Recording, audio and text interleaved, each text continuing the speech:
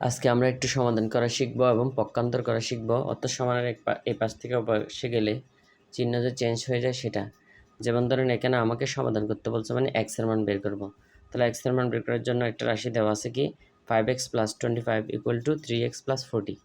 এখান থেকে আমরা এক্স এর মান বের করবো। তাহলে আমাদের আগে এক্সগুলো একই জায়গায় একই পাশে রাখতে হবে, হয় বাম পাশে না হয় ডান পাশে, যে কোনো এক জায়গায় সমানের যে কোনো এক দিকে রাখতে পারবো। তবে আমাদের যেহেতু আমরা এক্সের মান বের করবো সেটা ডান পাশে নিয়ে আসলে ভালো। তাহলে আমরা এখানে 5x ঠিক রাখবো।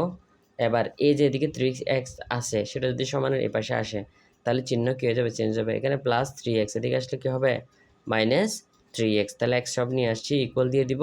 এদিকে 40 যেটা আগের ছিল সেটা লিখে, এদিকে সংখ্যাগুলো আগে লিখে ফেলতে হয়। তবে এদিকে 25 ওদিকে নিয়ে গেলে, এদিকে প্লাস আছে দিয়ে গেলে কী হয়ে যাবে -25। বা তাহলে 5x থেকে 3x গেলে 2x, আর এদিকে কত 40 থেকে 25 গেলে কত, তাহলে 10 থেকে 5 গেলে 5, আর এখানে থেকে 3 থেকে 2 গেলে 1, 15। তাহলে 2x = 15। বা আমরা শুধু x এর মান বের করবো, x = কত 2, এদিকে গুণ, এদিকে গেলে কী হয়ে যাবে ভাগ। এই কথাগুলা এই যে দিয়ে গেল 25/2 হলো, এটা যে ভাগ হলো। মোস্ট অফ দ্য একদম ক্লাস 10 স্টুডেন্ট ওরা পর্যন্ত জানে না যে সমানের এই পাশ থেকে এই পাশে গেলে চিহ্ন চেঞ্জ হয়ে প্লাস থাকলে মাইনাস হবে, মাইনাস থেকে প্লাস হবে। অথবা এখানে যে 2x এটা গুণ আকারে ছিল, এটা এক্সটা রেখে 2টা ওই পাশে নিয়ে গেলে এদিকে গেলে ভাগ হয়ে যাবে। তাহলে x এর মান কত 25/2, এটাই হচ্ছে সমাধান।